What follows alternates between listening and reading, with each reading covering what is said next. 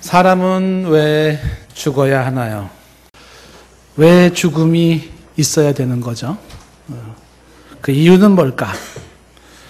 이 죽음을 극복하는 생명이 가능할까요? 죽음을 극복하는 생명이 가능할까? 오늘 말씀이 바로 이 죽음과 생명에 대한 이야기를 성경에 말하고 있습니다. 이 내용은 사실 쇼킹한 뉴스거리죠. 세상에 이보다 더 쇼킹한 뉴스거리는 없을 겁니다. 죽음의 원인이 뭔지, 그 죽음의 이유를 설명할 수 있고, 그리고 그 죽음을 이길 수 있는 생명의 이야기는 이게 뭐 세계적인 뉴스거리일 수밖에 없을 겁니다. 인류가 풀지 못하는 문제가 풀린다고 할 때, 그런데 좀처럼 사람들은 이 내용에 집중을 못합니다. 아마도 이 내용이 너무 크고 너무 광대해서 인간은 차마 이 어마어마한 이야기를 소화할 능력이 없어서 그러지 않을까, 그런 생각도 들어집니다. 어찌됐든 간에 오늘 이 자리에 참석한 여러분들은 성경 말씀, 하나님 말씀을 통하여서 죽음과 생명에 대한 정확한 이해를 하실 수 있기를 바라고요. 원하기는 죽음을 이긴 생명의 세계에 우리 모두가 동참할 수 있었으면 좋겠습니다. 자, 이 죽음의 시작이 어떻게 시작됐는지 오늘 이야기를 하는데요. 눈을 크게 뜨시고 마음의 문을 여시고 집중 한번 해보시기 바라겠습니다. 12절 말씀해 보시면은요, 이렇게 되어 있어요.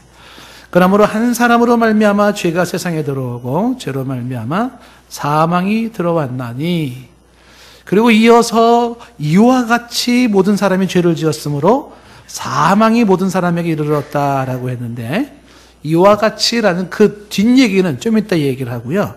그 앞부분 이야기, 한 사람으로 말미암아 죄가 세상에 들어왔고, 그리고 그 죄로 말미암아 사망에 들어왔다. 이것이 성경의 증언이고 가르침입니다. 한 사람, 이 한 사람이 누구일까? 신앙생활을 좀 해보신 분은 벌써 눈치를 딱 하셨을 겁니다. 바로 인류의 시조 아담입니다. 아담 한 사람으로 말미암아 죄가 세상에 들어오게 되었고요. 그 죄가 사망을 불러왔다, 이렇게 얘기를 하고 있습니다. 결국 사망은 죄로 인하여 주어진 것이었고, 그 죄는 한 사람 아담으로부터 세상에 들어오게 되어졌다는 겁니다. 자, 이 한 사람 아담으로 인하여 죄가 세상에 들어오고 그 죄가 사망으로 이어지는 이 대목을 조금 더 우리가 잘 아는 내용이지만 다시 한번 그때의 장면으로 들어가 보면, 그때의 장면이 창세기 2장의 내용입니다. 창세기 2장에 보면 2장 16절 말씀에 여호와 하나님이 그 사람에게 명하여, 그래서 그 사람이라는 게 아담이에요. 아담. 하나님이 아담에게 명하여라고 이야기하면서 하나님과 아담과 명하여라고 하는 이 관계가 형성이 됩니다. 그리고 동상 각종 나무의 열매를 내가 임의로 먹되 2장 17절 말씀에 선악을 알게 하는 나무는 열매는 먹지 말라, 그렇게 말씀하시면서 내가 먹는 날에는 반드시 죽으리라고 얘기를 합니다. 먹는 날에는, 이 얘기는 불순종하면 그런 뜻이에요. 불순종하면 반드시 죽는다, 죽음, 사형이다 라고 말씀합니다. 이 창세기 2장 16절과 17절 이 대목은 아주 유명한 내용이죠. 이것을 신학적으로 얘기할 때, 신학적으로 아담이라고 하는 인류의 시조 한 사람과 성부, 성자, 성령 삼위일체 하나님 사이에 맺어진 명령, 언약, 계약이라는 거예요. 계약. 그래서 이거를 행위계약이라 이렇게 신학적으로 말합니다. 다시 말하면 하나님이 창세기 2장 16절 17절 말씀에서 계약을 맺었어요. 계약. 여러분 집 같은 거 매매할 때 계약 같은 거 써보셨잖아요. 계약서 같이. 그 계약 관계, 그 계약이 약속인데 그 계약 약속을 하기를 16절 말씀에 계약의 당사자는 하나님과 아담, 그 사람이에요. 그리고 명하여라고 하는 것이 계약의 특징입니다. 이때 당시 행위계약은 창조주와 피조물 사이에서 명령하시고 순종해야 되는 주종관계. 요거는 상호 간의 어떤 의견 수렴을 통한 계약이 아니라 이 행위 계약의 독특성은 하나님의 일방적인 명령과 백성의 순종으로 이루어지는 계약입니다. 이게 특별한 독특성이에요. 이 행위 계약에서 강조하고 있는 것은 무엇이냐면 17절 말씀에 보았던 것처럼 내가 먹는 날에는 반드시 죽으리라 라고 하는 불순종이 죽음을 가져온다는 게 핵심입니다. 불순종. 이 불순종이 죄예요. 그 불순종, 이 죄는 죽는다라고 하는 것이 주님의 말씀입니다. 이 행위 계약의 독특한 것은 이 행위 계약에 이 한 사람 아담이, 인류의 시조인 아담이 인류의 대표성을 가지고 있는데 이 아담에 의해서 계약관계를 맺고 먹으면 불순종하면 죽는다라고 하는 이 계약은 단순한 한 아담이라고 하는 그 옛날 그 사람에게 국한되는 것이 아니더라는 거예요. 좀 전에 말한 것처럼 한 사람 아담으로 말미암아 세상에 죄가 들어오기 시작해요. 다시 말하면 이 아담의 계약관계로 인하여서 그 다음 세대들에게 이것이 그대로 유효성이 있게 돼요. 이 계약이. 그래서 불순종하면 죽음, 사망이라고 하는 그 유효적인 이 계약관계가 쭉 유지돼 내려오면서 인류에게 이게 계속적으로 이어져 내려갑니다. 이 행위 계약이 더 이상 통하지 않는 예외 조항이 하나가 있어요. 그게 뭐냐면 아담과 체결한 이 계약 말고 후대에 하나님이 또 하나의 계약을 하나 만들어 놔요. 그 후대에 만들어 놓은 계약이 그리스도를 통해서 이루어놓은 은혜 계약입니다. 은혜 계약. 그 은혜 계약이라고 하는 이 은혜 계약은 이 은혜 계약에 들어오는 자들은 앞에 있는 아담을 통해서 이루어지는 행위 계약이 영향을 줄 수 없도록 은혜 계약에 들어온 자들은 뒤에 생긴 은혜 계약에 들어온 자는 앞에 나오는 행위 계약이 무효가 되는 이것을 예외 조항으로 두고 이것이 아닌 경우에 은혜 계약 안에 들어오지 않는 자들은 모든 사람은 다 행위 계약 하에서 바로 불순종은 사망으로 이렇게 이어지게 되어 있는 것입니다. 하나님의 이 불순종은 사망이다라고 하는 죄가 사망이다라는 이야기를 계약을 맺었을 때에 이 계약을 파기시키는 게 아담인데 아담이 이 계약을 파기시켜요. 그런데 그 파기시키는 이면에는 바로 사탄의 공작이 있었어요. 사탄의. 자, 이 파기하는 장면을 한번 들여다보시면 이렇게 되어 있죠. 3장 1절 말씀에 보면 그때 뱀이 등장합니다. 이 뱀은 우리가 요한계시록 수요일마다 요한계시록 말씀 보잖아요. 사탄을 마귀라고도 하고 옛뱀이라고도 하고 옛뱀라고 하는 계시록 말씀 보았어요. 이 뱀이 사탄인데 사탄이 여호와의 하나님 지으신 들짐승 중에 가장 강교하잖아요. 사탄이. 그러면서 이 뱀이 여자에게 묻습니다. 뭐라고 묻냐면 하나님이 참으로 너희에게 동산 모든 나무 열매를 먹지 말라 하시느냐 라고 말하면서 집어넣는 단어가 뭐냐면 참으로라는 단어를 집어넣어요. 그러니까 지금 여자에게 아담의 부인 하와에게 말하기를 참으로 정말로 진짜 그런 거야. 진짜 먹지 말라 그랬어? 참으로? 정말로? 이런 식으로 질문을 던져서 이 여인으로 하여금 하나님 말씀에 대하여 의심을 품게 만드는 거예요. 의심을. 사단이 하는 일이 뭐냐면 하나님의 말씀에 대해서 의심을 품게 하는 거예요. 의심을. 정말? 야, 그게 가능해? 진짜 그랬어? 이런 식으로 의심을 품게 해요. 그러니 이 사단의 이런 툭툭 치는, 한번 치는 이런 공격 앞에 여자가 흔들리기 시작해요. 2절에 보면 여자가 말을 하죠. 뱀에게 동산나무의 열매를 우리가 먹을 수는 있으나 3절에 말합니다. 계속 동산 중앙에 있는 나무의 열매 선악과죠. 그거는 하나님의 말씀에 너희는 먹지도 말고 만지지도 말라. 그리고 여자가 이렇게 말하죠. 너희가 죽을까 하노라 하셨느니라. 하나님이 그러면 죽을까? 이 얘기는 어쩌면 죽을지도 몰라. 하나님이 그렇게 말씀하셨다는 거예요. 불순종하면 죽을지도 모르니까 순종해야 돼. 이렇게 말했다는 거예요. 그런데 우리가 앞에서 보았던 2장 17절 말씀에는 뭐라 그러냐면 정령 반드시 어떻게 해요? 죽으리라. 죽을까가 아니에요. 반드시 죽는다라고 이야기를 했습니다. 그런데 사단이 정말 그랬어라고 흔들 때 여인이 흔들리면서 죽을지 몰라라고 얘기를 하니까 사탄이 걸렸어. 그리고서 사단이 이제 4절에 어떻게 해요?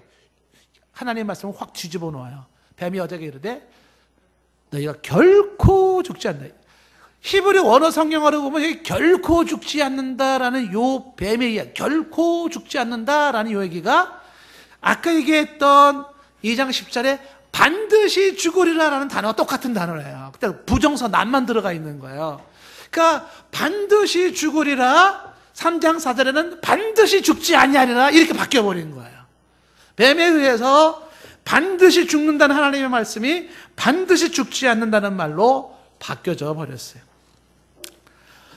3장 5절 말씀에 사탄이 계속 말을 하죠. 너희가 먹는 날에는 너희 눈이 밝아져서 너희가 하나님처럼 된다는 거야. 야, 좋지 않아? 하나님같이 돼. 이렇게. 선악을 하나님처럼 알게 된다. 이렇게 되는 거예요. 그런데 이런 유혹 앞에 6절에 보니까 여인이 그 이미 사단의 그 꾀임에 빠진 상태에서 나무를 바라보니까 그 나무가 어쩜 이렇게 먹음직도 하고 보암직도 하고 지혜롭게 탐스럽게 할 만큼 소위 여심을 흔들어요. 여심. 그냥 먹음직, 보암직, 지혜롭게 할 만큼 탐스러운 게 막 손짓하고 있는 거야. 이렇게. 이 봄철에 여러분 손짓하듯이 막 이렇게.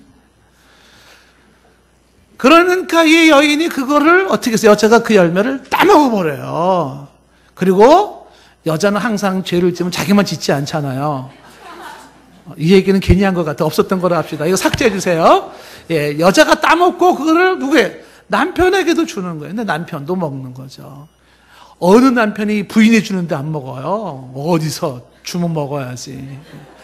남편이 먹게 되는 거예요. 그래서 남편이 이렇게 해서 계약이 파기되는 거예요. 불순종이 이루어졌고 하나님의 계약에 사망이라고 하는 선언이 두어지는 것이. 이게 이제 창세기에서 우리가 잘 알고 있는 아담과 하와의 범죄 그리고 타락과 사망이 들어와요. 그래서 이후에 하나님은 심판하셔서 너는 흙이니 흙으로 돌아가리라고 말씀을 하게 되는 것이죠. 자, 이 장면에 대해서 다시 오늘 본문에 보면 15절에 다시 한번 이 얘기가 나와요. 15절 중간쯤 보시면은 이런 말이 나와요. 곧 한 사람의 범죄로 인하여 많은 사람이 죽었은즉. 그러니까 사망이라고 하는 것은 한 사람의 범죄로 인하여 그 죄가 세상에 들어오고 그리고 죽음이 들어왔다라고 설명하고 있어요. 17절 말씀에도 17절을 건너가면 한 사람의 범죄로 말미암아 사망이 그 한 사람을 통하여 왕노릇하였다라고 말씀해요. 자, 죽음이라는 게 왜 생겼는가라고 성경은 설명을 하고 있습니다. 한 사람의 범죄로 인하여 죄가 세상에 들어오고 그 죄로 인하여 주어진 게 사망, 죽음이라는 겁니다. 자, 그런데 이제 재미난 표현이 다시 12절 말씀으로 가보면 12절 말씀에 이렇게 되어 있어요. 그러므로 한 사람으로 말미암아 죄가 세상에 들어오고 죄로 말미암아 사망이 들어왔나니 좀 전에 설명한 내용이죠. 그 다음 얘기가 뭐예요? 이와 같이 이 아담이 이랬던 것처럼 이와 같이 모든 사람이 죄를 짓게 되고 사망이 모든 사람에게 이르렀다라고 이야기를 합니다. 그러니까 이 아담이 범죄하고 사망에 이른 것은 그 한 사람으로 끝난 것이 아니었더라라는 것입니다. 그와 같이 모든 사람이 죄를 짓고 사망에 이르렀다라고 하는 것인데, 그래서 호세아서 선지자는 6장 7절에 이렇게 설명을 했어요. 호세아 6장 7절에 그들은 아담처럼 언약을 어기고 라고 말합니다. 사람은 아담처럼 언약을 어기고 하나님의 말씀을 어기고 불순종으로 이렇게 되는 거예요. 그리고 그 죄값으로 사망이라고 하는 그 굴레에 눌려 살고 있다 이렇게 되는 것이죠.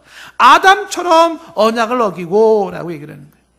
그런데 여기서 지금 아담처럼 언약을 어기는 게 바로 아담 한 사람에 의한 영향력이 계속 이어지고 있는 것이죠. 이거를 가만히 인생을 생각했던 다윗이 범죄한 이후에 다윗이 이런 결론을 내립니다. 시편 51편 5절 말씀에 다윗은 이렇게 결론을 내리죠. 내가 어디서 출생해요? 죄악 중에서 출생하였어요. 어머니가 죄 중에서 나를 잉태하였다. 이 얘기는 뭐냐면 아하, 인간은 죄악 중에 출생하는 거구나. 인간은 죄악 중에 출생해서 죄 속에서 태어나 죄 속에서 사는 게 인간이구나. 이게 다윗의 갈파입니다. 다윗이 본 거예요. 다시 말하면 인간이 죄를 지어서 죄인이 아니라 죄인으로 태어나서 죄를 짓는 거예요. 이미 죄인으로 태어나 죄 속에서 살고 있는 이 모습을 이야기하고 있어요. 그러니 아담 이후로 세상에 들어온 죄의 영향력은 모든 사람에게 그대로 내려가고 있다는 것입니다. 이사야서 선지자도 1장 4절 말씀에 그는 이렇게 슬퍼하죠. 슬프다 범죄한 나라요, 허물진 백성이요. 그러고 말하기를 행악의 종자요 라고 말합니다. 종자가 악을 행하는 종자예요. 선을 행할 수 없는 종자예요. 종자 자체가, 인간이란 종자 자체가 악을 행하고 불순종하고 죄를 행하는 종자라고 탄식을 하고 있습니다. 그래서 결국은 아담의 그 계약대로 이 불순종 죄로 인하여 반드시 죽으리라 라고 하는 사망 언도가 모든 사람에게 주어졌습니다. 로마서 6장 23절 말씀에도 똑부러지게 얘기를 합니다. 죄의 삭은 사망이요, 죄의 대가는 사망이에요. 여러분 아십니까? 우리의 모든 죄의 대가가 사망이라는 걸 아십니까? 사망이에요. 죽음이에요. 지금 나오기 12절 말씀을 정리하면 이런 거예요. 한 사람, 인류의 대표성을 가지고 있는 한 사람의 불순종으로 죄가 세상에 들어오고 인간 사회는 사망이 들어왔다는 것입니다. 이 굴레에서 벗어나지 못해요. 이와 같이 모든 인간들은 죄인으로 태어나 죄인이 되어져 사망 아래 놓이게 되었다라는 내용입니다. 재미난 표현은 그 다음에 이어지는 내용도 계속 이어지는 거죠. 13절 말씀, 오늘 13절 말씀 보시면, 자 보세요. 13절에 죄가 율법이 있기 전에도 세상에 있었어요. 그렇죠. 율법이라고 하는 건 법입니다. 법, 이게 죄다, 이건 죄가 아니다, 이렇게 정해지는 법. 그게 하나님이 정한 모세 율법인데 그 율법이 있기 이전에도 이미 아담에서부터 세상에는 죄가 있었어요. 근데 그 다음 표현이 뭐냐 하면 13절에 율법이 없었을 때는, 이게 죄니 이게 죄가 아니라는 것을 이야기하는 법이 없었을 때에는 문제가 뭐예요? 죄를 죄로 여기지 아니했다는 거예요. 죄를 죄로 여기지 않았다고 해서 죄인이 아닌 게 아니에요. 여전히 죄인이라는 사실을 말하고 있는 것이죠. 몰랐다고 하더라도 죄인은 죄요, 죄인은 죄인이다 라고 이야기를 하는 거죠. 율법이 있기 전에 이게 죄였었어? 아, 나 몰랐는데? 라고 하기 전에도 죄는 있었고 그 죄 아래 죄인으로 살았던 것이 인간의 모습이라는 거예요. 이걸 이렇게 한번 설명할 수가 있어요. 우리 교회 이제 권사님들이나 사람들이 이런 얘기 많이 해요. 내가 20세 때 예수님을 믿게 됐는데 그 예수 믿기 전에 직장에 그 동료가 전도를 했다는 거예요. 아, 전도하는 게 그렇게 싫었대요. 너무 싫었대요. 아, 왜 자꾸 전도하는지 몰라. 그래서 교회 가자. 교회는 뭐 때문에 가냐. 예수님 믿어야 돼. 야, 예수님을 왜 믿어? 아우, 귀찮아 죽겠어. 예수 믿고 죄사함 받고 구원 받아야 돼. 그러니까 이제 그때부터 화가 나기 시작했대요. 죄사함이라니, 뭔 죄사함을 받아? 모든 인간은 죄인이거든. 야, 뭔 소리 하는 거야? 난 죄인 아니거든. 모두가 죄인이야. 너도 죄인이야. 그때 이제 막 승질이 나가지고 내가 왜 죄인이야? 막 소리를 질렀다는 거 아니에요? 내가 왜 죄인이야? 내가 뭐 사람을 죽였어? 도둑질을 했어? 내가 왜 죄인이야? 누구 보고 죄인이라 그래? 막 이러면서 이제 막 공격을 했다는 거예요.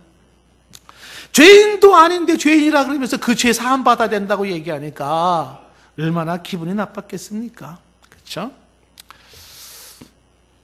그런데 나중에 교회 와서 하나님 말씀을 보고 성경을 볼 때 보니까 와, 내가 예수 믿기 전에 정말 지독한 죄인이었구나라는 게 뒤늦게 달라졌어요. 자, 예를 들면은 성경에 이야기하기를 죄라고 하는 것이 얼마나 많은지 몰라요. 여러분들, 성경에 기도 쉬는 죄도 있어요. 기도 쉬는 죄. 예수님 믿기 전에 기도 많이 했습니까? 기도 쉬는 죄 안 범했을까요? 범했어요. 그러면 몰랐을 때는 그 죄가 아닌가요? 그것도 죄라는 거예요.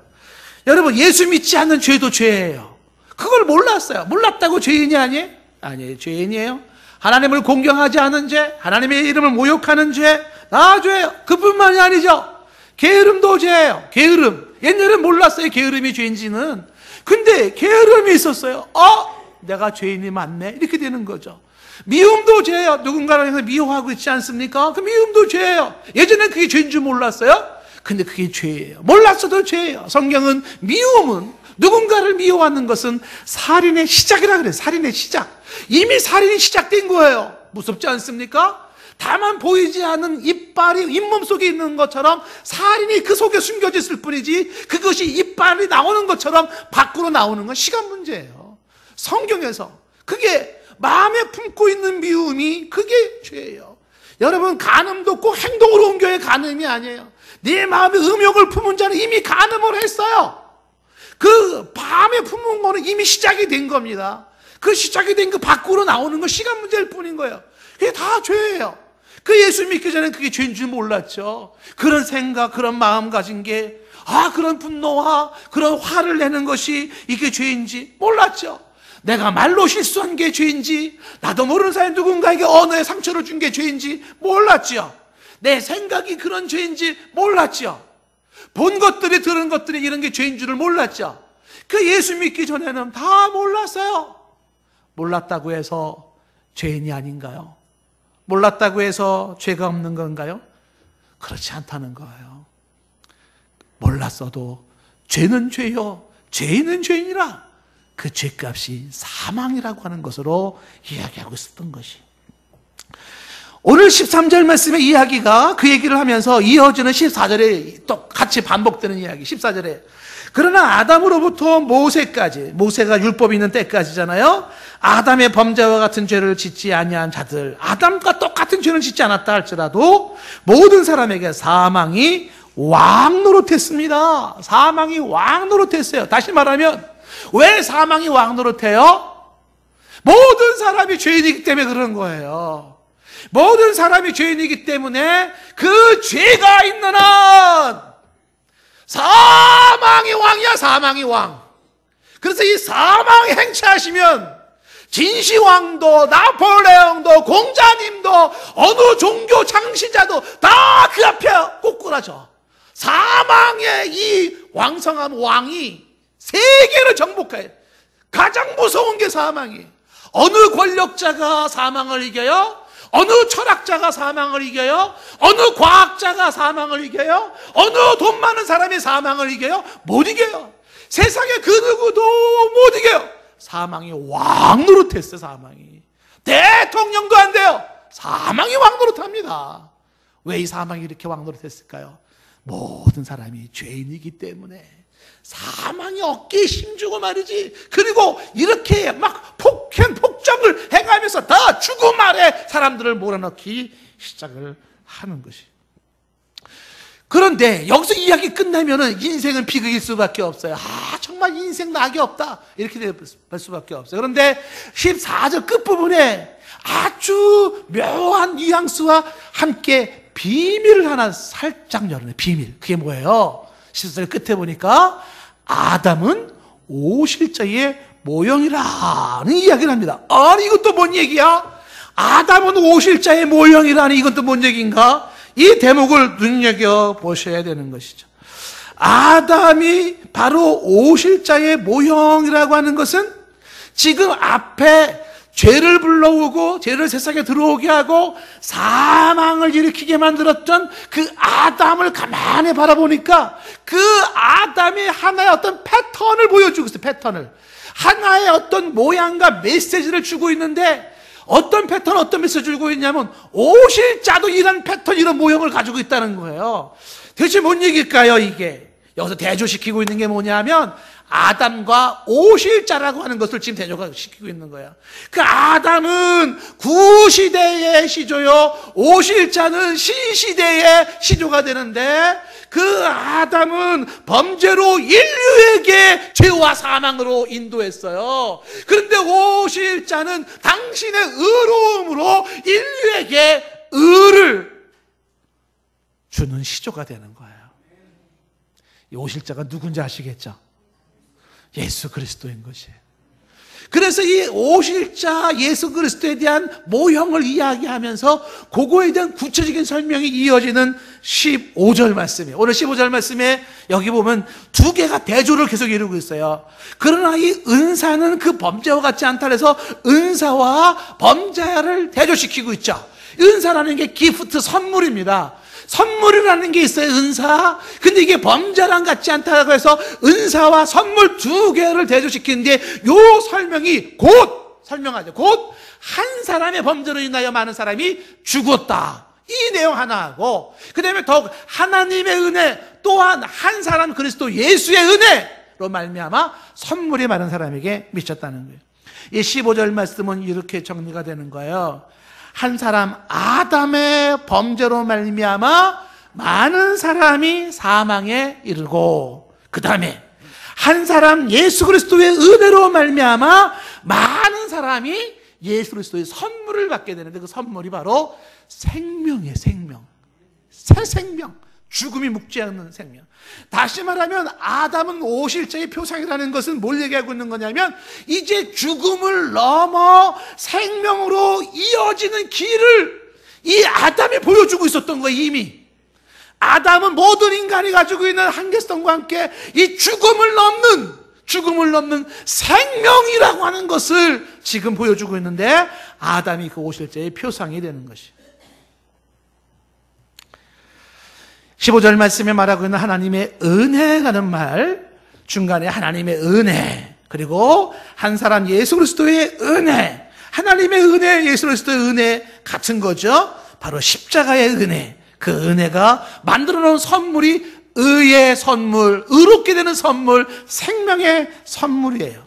그래서 지금 이야기하고 있는 15절의 이 은사, 이 선물은 범죄와 같지 않다고 대조시키면서 이 은사 선물에 대한 또 설명이 16절에 이어지는 거죠. 16절에 또 이 선물이라고 하는 것은 범죄한 한 사람으로 말미암은 것 같지 않아요. 심판은 한 사람으로 말미암아 정죄에 이르렀지만 은사, 이 선물은 많은 범죄로 말미암아 의롭다 하심에 이르게 돼요. 무슨 얘기입니까? 심판은 한 사람의 범죄로 말미암아 정죄에 이르. 정죄가 뭡니까? 유죄, 죄인, 한 사람으로 말미암아 죄인 되어지는 역사가 일어났어요. 유죄 판결을 받게 돼요. 그 죄인이 뭐예요?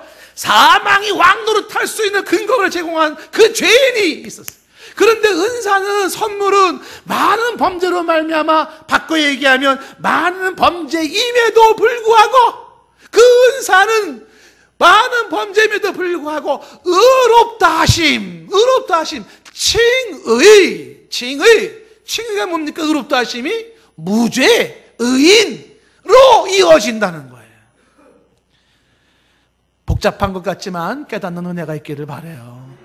성령님께서 여러분에게 깨닫게 하는 은혜가 있기를 바라요. 심판이 한 사람으로 말미암아 정죄, 유죄로 이루어 사망이 왕노릇하게 되고요. 예수 그리스도의 은혜, 하나님의 은혜 그 선물로 말미암아 사람들은 의롭게 되어 칭의가 되어 의인되어 생명에 이르게 됩니다. 자, 이어지는 17절 말씀. 얘기는 계속 똑같은 내용을 다른 각도에서 반복하는 내용인데 17절에 또 이렇게 얘기를 하잖아요.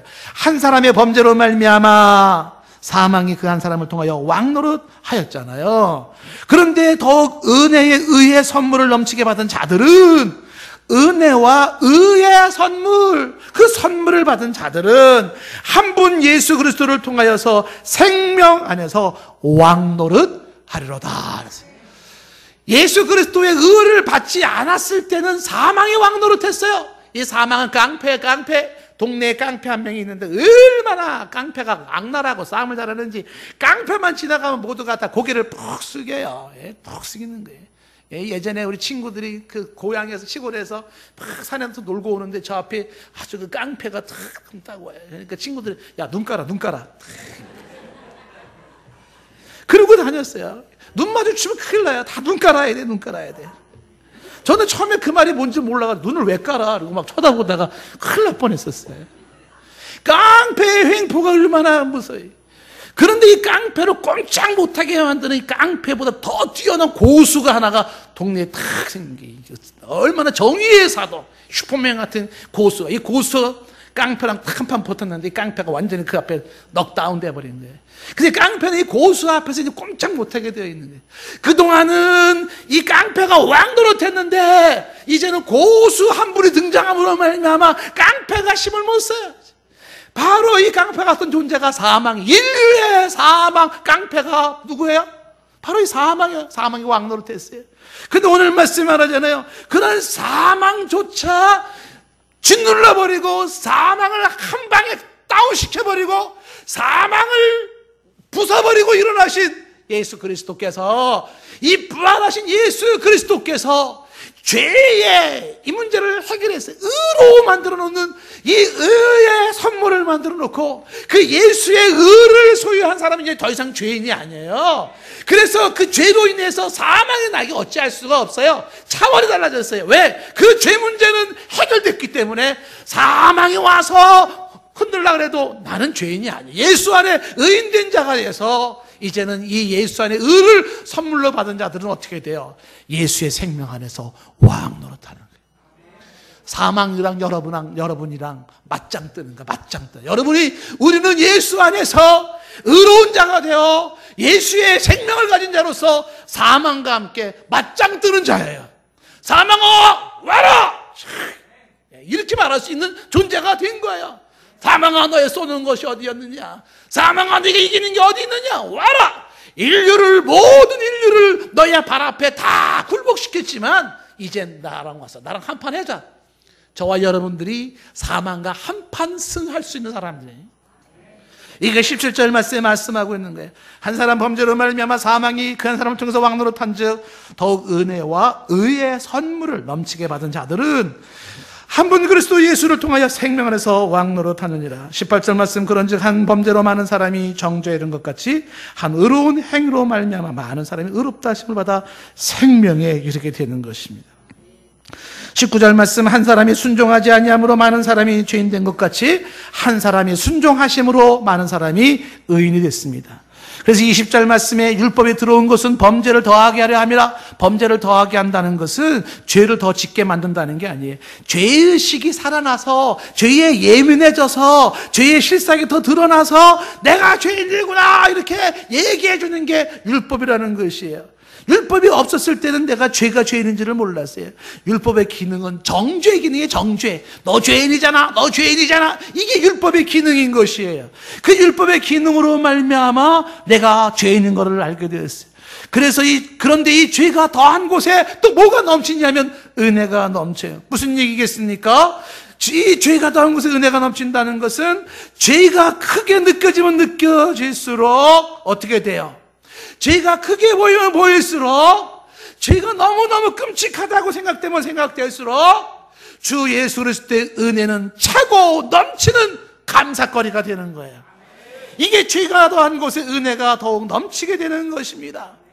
여러분, 사람들이 왜 예수 그리스도의 이 은혜에 감동하지 않을까요? 왜 예수 그리스도의 이 생명의 9시 뉴스에 왜 나오지 않은 것일까요?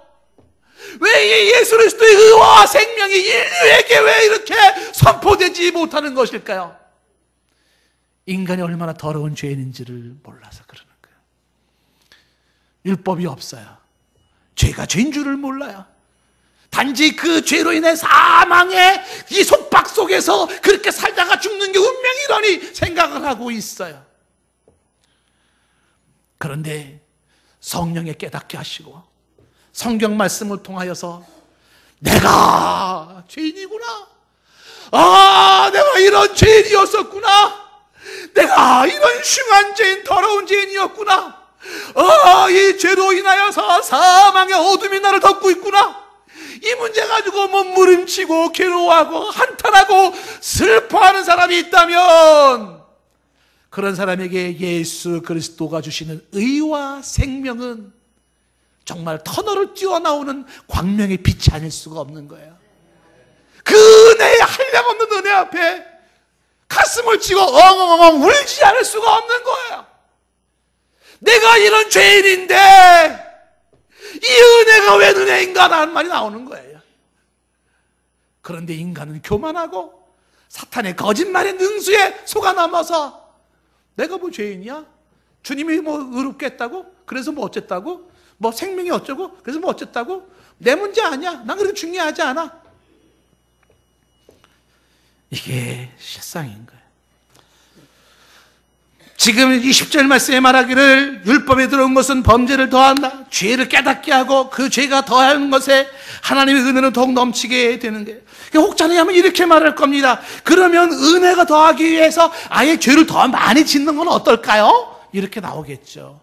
죄를 많이 지면은 주님의 은혜도 크겠네요. 우리 나가서 죄 집시다. 이런 얘기가 나오겠죠. 로마서 6장 1절 성경 말씀도 안 했는데 막 띄우잖아요. 지금 빨리 끝나라 이 얘기예요. 지금. 지금 내가 로마서 말도 안 했는데 막 띄우는 거 봐요. 이렇게 빨리 띄워. 지금 그거 할 거예요. 지금 6장 1절 띄워 지금. 저도 지금 급해 지금. 그러니까 이런 말이 나오는 거예요. 그런즉 우리가 무슨 말을 하리요? 은혜를 더하게 하려고 죄에 거하겠느냐? 은혜 더하려고 죄에 더하겠어요? 그럴 수 없다는 거죠. 6장 2절 말씀에 그럴 수 없느니라 라고 하는 것이죠. 자, 오늘 말씀 21절 말씀에 이런 죄가 사망 안에서 왕노릇한 것 같이 은혜도 또한 의로 말미암아 왕노릇하여 우리 주 예수 그리스도로 말미암아 영생에 이르게 합니다. 오늘 말씀을 정리합니다. 한 사람 아담으로 인하여 죄가 세상에 들어왔고 그 죄로 인하여 사망이 인류 가운데 들어왔어. 우리는 그 아래 머물게 되어졌어요. 인정하든 인정하지 않든 성경은 그렇게 말하고 있어요. 한 사람 아담의 범죄로 인하여 죄가 세상에 들어왔고 그 죄로 반드시 죽으리라. 사망 아래 인간은 놓이게 되어졌어요. 모든 인간은 아담처럼 그렇게 죄 아래 태어나 죄인 되어 사망을 받게 되어 있는 이것이 인간의 비극의 한 모습인 것이. 그런데 그 아담을 통해서 또 한 사람 예수 그리스도를 보여주고 있는데 그 예수 그리스도를 통하여서 하나님의 은혜가 임하게 되었고 그 은혜로 말미암아 의와 생명에 이르게 되었어요. 이것은 인간을 향한 최대의 축복이 아닐 수가 없는 거예요. 아담으로 인하여 행위 계약 아래에 있는 자는 결코 죄로 인한 사망에 이르게 되지만 예수 그리스도로 인한 은혜 계약 아래에 들어가는 자들에게는 행위 계약, 이 죄로 인한 사망이 무효가 되어버린다는 것입니다.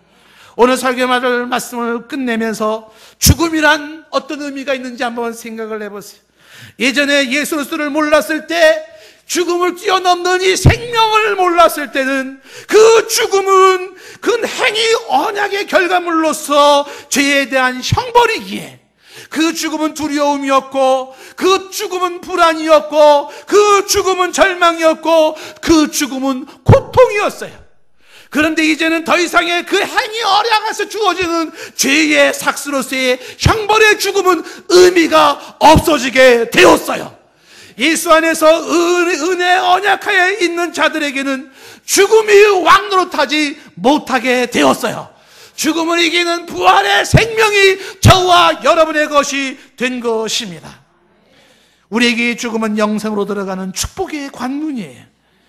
죽음 앞에 평안할 수 있고 죽음이 오는 그 순간에 우리는 새로운 희망을 노래하며 꿈꿀 수가 있게 된 것이죠. 영원한 이 세상의 고통에 종식되어진 새로운 세계에 죽음도 묶을 수 없는 새 생명의 영생을 우리는 바라보고 노래할 수 있는 것입니다. 예수님의 이 말씀을 다시 한번 들어보십시오. 요한복음 11장 25절 26절 말씀.